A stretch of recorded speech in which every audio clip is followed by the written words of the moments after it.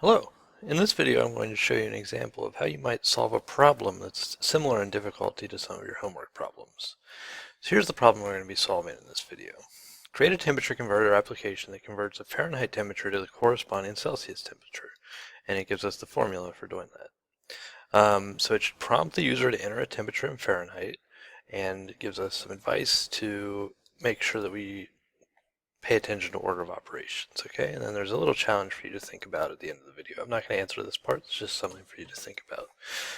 Alright, so the first step is to make a new Python file, and I hope you're familiar with this by now, but I'll go ahead and show you. I'm going to save it in my Python files folder. I'm going to call this temperature converter.py. Alright, and let's just get in the habit of beginning our Python files with providing some information about when you wrote the file and your name. Okay, and maybe a brief description.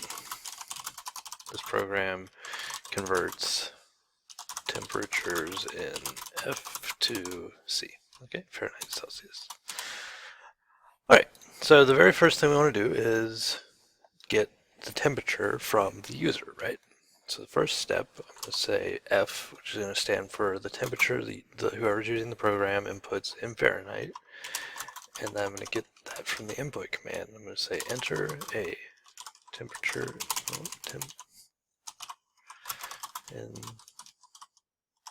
okay. So remember, this input command will always give me back a string value. So what I want to do here is convert it to a number, to a numerical value. If they enter, say, 46.8, without converting it, that's going to be the text 46.8, like this. But what I actually want is the number, so a real numerical value like this. Okay, so that's the difference. So I've got to use this float command. We've seen before you could also use the int command, but stop and think for a second. These types of numbers, temperatures, can be numbers with decimal points in them. So the int command gives me whole numbers or integers.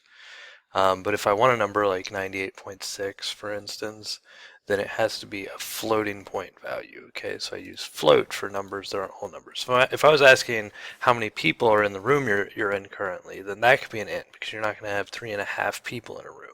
But if I'm asking about a temperature or like how tall a building is, those numbers are not in general going to be whole numbers. Okay, so we use floating point numbers for those. So I'm converting the temperature that user enters into a temperature or a number that's a floating point number, that's no longer a string stored in F.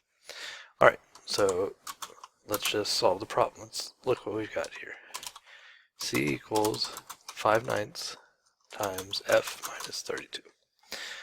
All right, and let's pay attention to this advice that's in the problem here. There's one thing wrong with the way I formulated this expression. I actually need parentheses around this part, and I'll explain why. So just like when you're entering numbers into a calculator, or you're just solving a formula or a numerical expression by hand, there's order of operations. So we know that division and multiplication have the same precedence when it comes to order of operations. So from left to right, how this is written right now would be evaluated. Calculate 5 divided by 9, and then multiply this quantity, 5 divided by 9, by f, and then subtract 32. But what we actually want to do is multiply 5/9 by the whole quantity f minus 32. We don't want to just multiply f by 5/9. We want to multiply this whole expression here by 5/9. So we put parentheses around it, just like you do in math, to specify that this should be done before the multiplication happens. All right, and let's just print out the value and run it and see what we get. Save, and let's enter a temperature.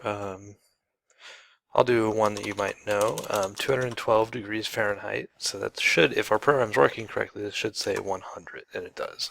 So this is the boiling point of water. I happen to know already that 212 degrees Fahrenheit is equal to 100 degrees Celsius. But how about we make this look a little bit nicer, okay? So I'm going to convert the temperature back, the Fahrenheit temperature, back to a string, and I'm going to say degrees F is equal to, I'm going to combine that with, I'm going to convert the Celsius temperature, the number, to a string so that I can combine it here. And I'm going to say degrees C. So what this is going to do now, it's just, before our program worked fine. We entered a number, it gave us the correct answer. But this isn't very user-friendly, okay? So what I'm going to do now is make it look nicer.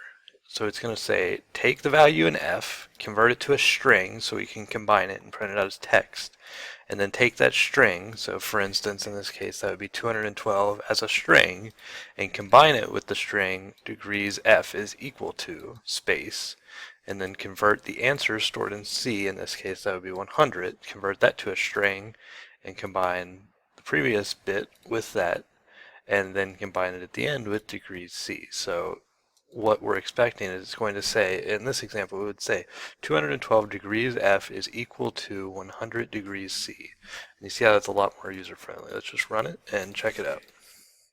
Enter temperature, we'll go to 212 again. 212 degrees Fahrenheit is equal to 100 degrees Celsius. So you see that's a lot more user friendly, and in general it's a good idea to do things like this. So your program's not just spitting out numbers, it's spitting out meaningful context to go with those numbers. Let's just check out a couple more. Another number that you might be familiar with, 32 degrees Fahrenheit is the freezing point of water, and that should be equal to 0 degrees Celsius, which it is. And then we can just check out one other one that I mentioned before, just the average body temperature of humans. So 98.6 degrees Fahrenheit is equal to 37 degrees Celsius. All right. So that's been a short video to show you how to approach a problem that's kind of similar in difficulty to some of the homework problems you'll be tackling. And so what you might turn in would just be a program like this. And you would test it, just make sure. We can try some other numbers. Just make sure that your program works, and then what you would do is upload this file, the temperatureconverter.py file, to Dropbox with the rest of your homework problems. All right, well, thanks for watching, and thanks for your attention. See you in the next video.